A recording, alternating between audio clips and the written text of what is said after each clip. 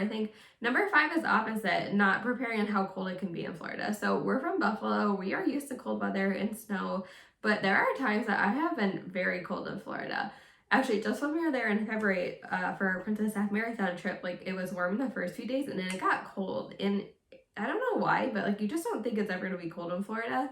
But I'm always like, oh, it's whatever. It's 50 degrees. Like if it was 50 degrees here in Buffalo, we'd be outside wearing shorts, which is true. Like today, my mom and I went for a very socially distant walk from each other. We literally like were together, but not. And it's 55 degrees outside. I was literally sweating. But we have not been in warm weather in a while. And in Disney, like 50 degrees, especially if the sun's not out or it's nighttime, it could be chilly. So just make sure if you're watching the weather, look at both the temperatures during the day and at night, because the temperature in the winter can drop very low at nighttime and it can be very cold. And like December was another example of this. Like we were wearing as many layers as we can bring.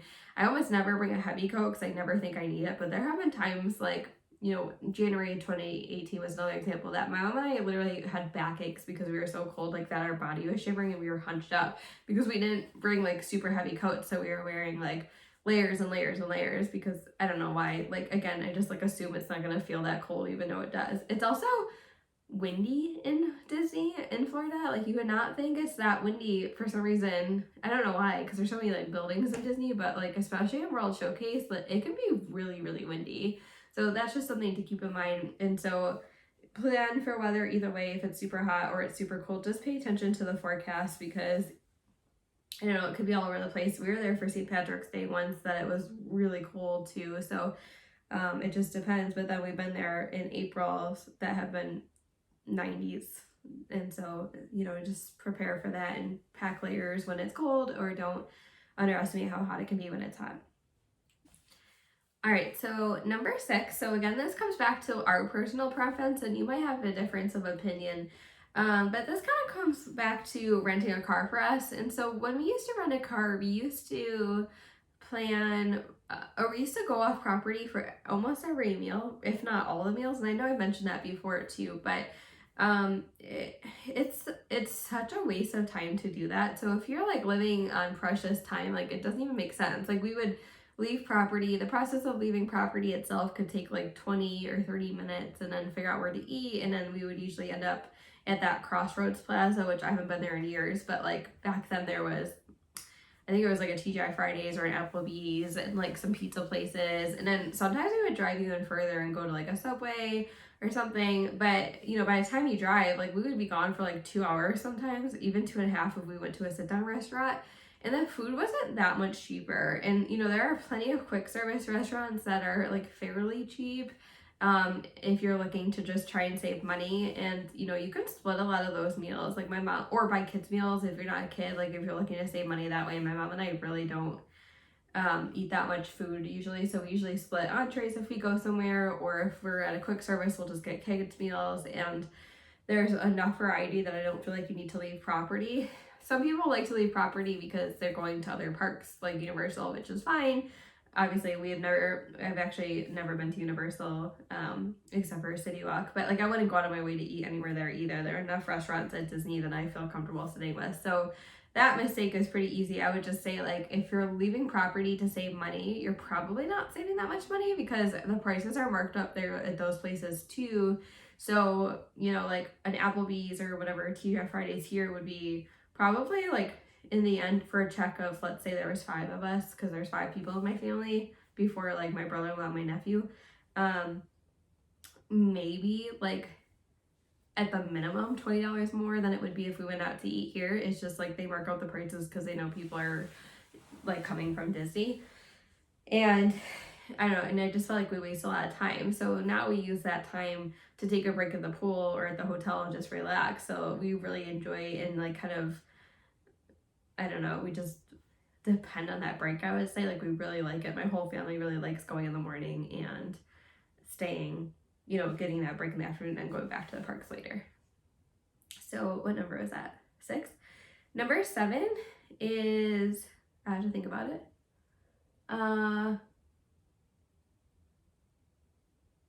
Wow, I can't think. Okay, I had to look it up. No, to be fair, my mom and I just finalized this list like right before, so I know all the ones that are fresh in my brain, but some of these I've had on this list for a long time. So number 7 is not rope dropping early enough. And the reason I say this is rope dropping, number 1, is key if you want to get a lot of stuff done. If you are not a morning person, I totally get that. I happen to be a morning person. Really, all of my family are morning people, but it's worth getting to Disney parks early if you want to get stuff done. So like, I mean, you can get to the park right when it opens. You're not going to be competing with that many people, despite how many people look like they're there. And you can get on, I mean, sometimes at Magic Kingdom, you can get on like 4 or 5 attractions without any fast passes in the morning because there's really no wait for the rides. And so, I mean, this is different if it's high crowd levels or there's a lot of attractions closed, or sometimes the 9 a.m. starts, like a lot more people show up for. But truly, even that time, like you can still, I mean, even New Year's Eve trip, my mom and I would get to the park like right when it opened, you know, or before I should say it opened, and we would still get a number of attractions done, or at least 1 or 2 major attractions done before other people started getting in line. So that's worth it. The reason I'm saying not early enough is you can't plan on getting to the park right when it opened. You really want to get there like 20 or 30 minutes before the park opens, which means you really need to think about getting on the bus or monorail or whatever you're taking to get there even before that.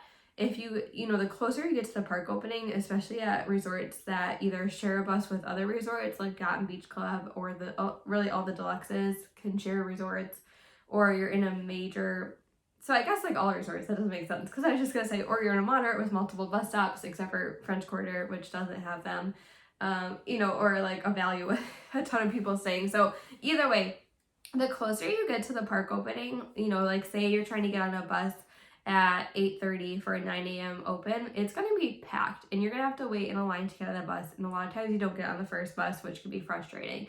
So really, if you want to get there in time, you have to get there earlier. And the other reason is security lines. There was this last trip, and I know I put in my YouTube video that, you know, we got to the Magic Kingdom. We thought we were going to get there and able to enjoy the last few minutes of extra magic hours, and we couldn't because the security line, we were in security for over 20 minutes because there were so many people there. Now, granted, that was a high crowd level time, but still, I mean, you have to think about these things. So my mom actually suggested that we write this down.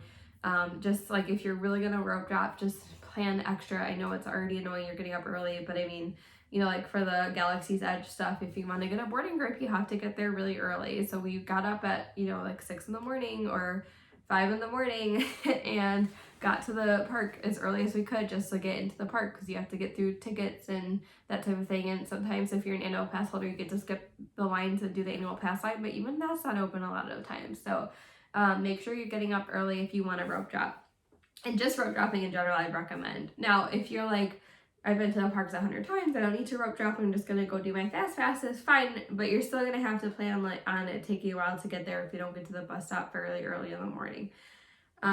So that's number 7. Number 8 is kind of tied into this. It's just not specifically related to rope dropping, but anything in general, is not planning enough time to get places. And this kind of comes back to not having a car. So I guess this is where the pro con list of not having a car is. Because if you had a car, it'd probably be a lot easier to get any place. Now, this is a lot easier if you're taking a minivan or an Uber or a Lyft, but if you don't want to pay for those and you're going to take other transportation like a bus or a boat, you have to really give yourself, like, I always give us like at least an hour to get anywhere on property, because it's not fast, especially if you're taking your bus. Like, you could have just missed a bus. It might take 20 or sometimes 30 minutes to get the next one. And then, you know, say you're trying to go to a resort, then you have to go to Magic Kingdom and then transfer from there. And so there's a lot of working parts to it. I specifically remember this being a problem when we were trying to go Hoop-de-Doo. Hoop-de-Doo is at Fort Wilderness. It's at the back of Fort Wilderness.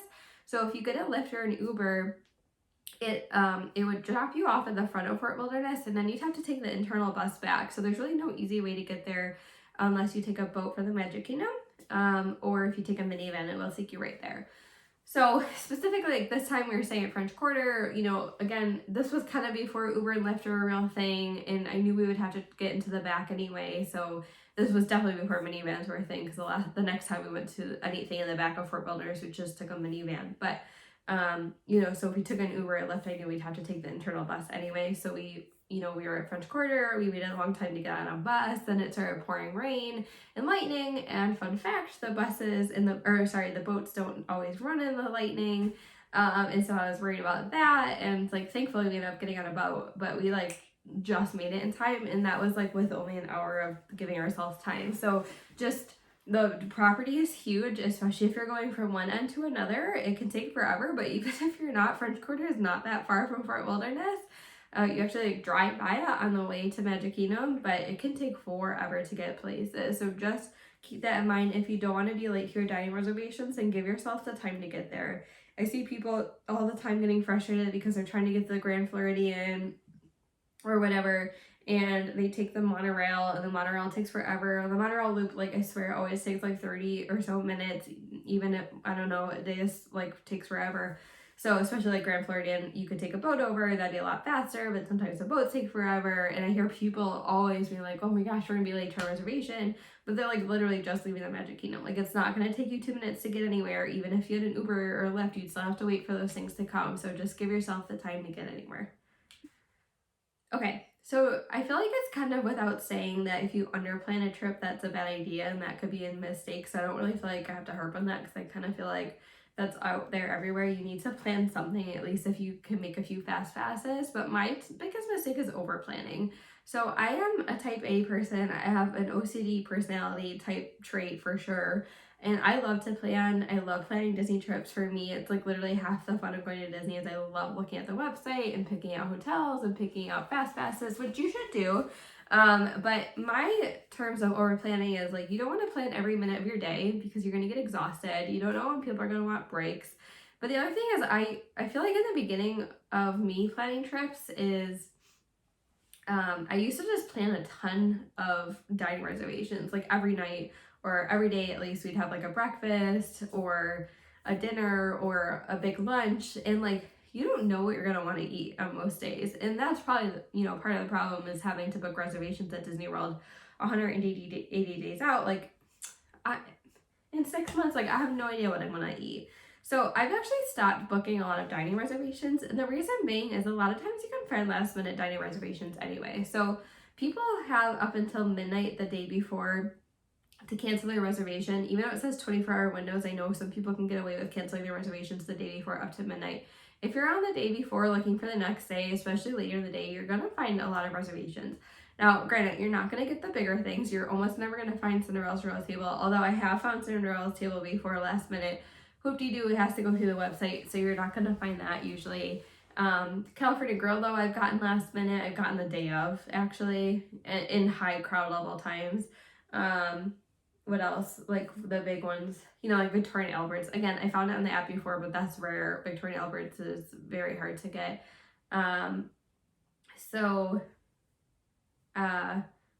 Anyway, so either way, and even if you have a big group, I've still found last minute reservations for our group of 7. It's a lot easier to find reservations for 2, but still, you don't know. So I would just say, like, it's hard if you're on the dining plan, because we don't do the dining plan, and so I'd imagine, obviously, if you're on the dining plan, like, you have to have reservations to get your credits.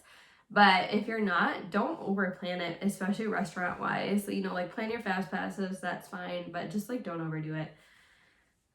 Because I feel like it can cause, I don't know, just like sometimes it's like, I end up changing our fast passes, or you make fast passes 60 days out, and it doesn't really match up with the dining reservations I had originally planned, because it's hard to plan things out 6 months in advance, and I do them, but a lot of times we don't plan out trips 6 months in advance anymore. We'll kind of plan them last minute, so whatever.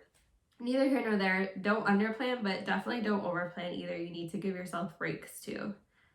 And this brings me to the last point, number 10. My mom made me put this one on the list, and it was her idea, and she said, and actually my family agreed, their biggest mistake was not having me plan the vacation. Now, obviously, I can't plan your vacation for you, although I feel like I help a lot of people plan their vacations. I should just be a travel agent because I do it for free. But essentially, like, the bigger picture is you need someone to plan your vacations who knows Disney, at least, well, who knows Disney? Disney World, I should say. So whether that's a travel agent because it's the first time you're going, or it's a friend, or you are the one in your family who does the planning. So I have planned every single one of our trips including trips that I have not even been on, like that my other family members have gone on. I have at least aided in planning them since 2014. So the very first trip I planned was my graduation trip in June of 2014. I'm sure I've mentioned this before. That was the first time we started using magic bands. I remember actually getting the box in the mail and it was like, you're getting tested. You're going to be able to use the magic bands and FastPass Plus. So that was like at the point where my dad stopped planning the trips because it got to be a lot more expensive. So when my dad used to plan the trips, things were a little different. You just had to book the hotel room and the flights and that was it. And then by the time I started planning the trips, you had to, online anyway, you had to do obviously the flights, which you can book through the Disney website, but it's a lot easier to not do that. You had to book the Magical Express stuff. If your flight changed, you had to change the Magical Express stuff. You had to make the fast passes online and all the dining reservations online and the hotel reservations online. And it takes a lot of time to look at the deals and kind of recheck the website. I literally check the website almost every day to see if a new discount has been sent out for annual pass holders or just for anybody. I don't do free dining, but that has been out, has been released a lot. I also like to arrange our fast passes in a specific way. For us, the way it works best, most days I plan our fast passes in the morning. A lot of people say don't do that, rope drop and then do them later in the day, but we're not middle of the afternoon park people. And so for us, it makes sense. I usually do like 9, 10, 11, and then we can do rides between them. And then it's a lot easier to pick up a rolling 4th or 5th and so on fast after that. That's just how I like to do it. I'm also, like I said, a little type A, not a little, I'm very type A, and I like our fast passes to be at the same time, so it's easier for me to remember them. So like 1:10, 10, like 2:10, 3:10. If I plan evening fast passes, it's because like we have something going on in the morning, like a trek, or it's the day after a race and we want to sleep in, that type of stuff. So the moral of the story, and the reason they're saying you should have me plan the trip, is because there's a lot to know about planning a Disney World vacation. It is not easy. I actually struggle with planning Disneyland vacations because there's way less to actually plan because you don't need fast passes. And I'm always like, it's really weird too. Like you can only book the dining reservation 60 days out, like no matter what. So like 180 days out from Disney World, you can book any reservation you want within the window you're staying there. But Disneyland, it doesn't matter. Like if you arrive on a Monday, you can book your reservation 60 days out on Monday, but only for Monday. Then you have to go back for Tuesday. So like whatever, I don't like, that one's like a lot harder for me. But I've gotten Walt Disney World down to a science. And so it really, really helps knowing the things. My family's always like, oh, we wouldn't have had thought to do that, or thanks for planning this because like it went so smoothly and you figured out what time the park's open. I'm also obsessed with reading crowd calendars. I subscribe to touring plans, and so I know predictive wise, like what might be a solar park on a certain day and what the hours are. We try to avoid parks that have extra magic hours, but sometimes they add them on last minute and you can't help it. Disney does like to change their hours a lot. It can be a little frustrating, but so again, moral of the story is like if it's not you and if it's no one in your family that likes to plan, then find a travel agent. There are lots of good travel agencies out there that do it for free, and it's worth the money just because I don't know, there's just like a lot to know. So that's it. I hope you enjoyed this top 10 video. I'm trying to decide what we should do next. My thoughts are either, I don't think I could do 10 hotels because there's not that many hotels, so maybe like 5 hotels, or pick the top 3 of each category or something like that, and then that would make 9, and we could throw in a bonus for a 10, or we could do our top 10 attractions. So lots of ideas there. Thanks again for watching, and I hope I made this one a little shorter, I should say, than my top 10 restaurants, but I don't think I did, so sorry in advance. Also, I forgot to say that I still recorded this on my phone, even though I made a comment on my last video about how I'm not going to do it on my phone anymore.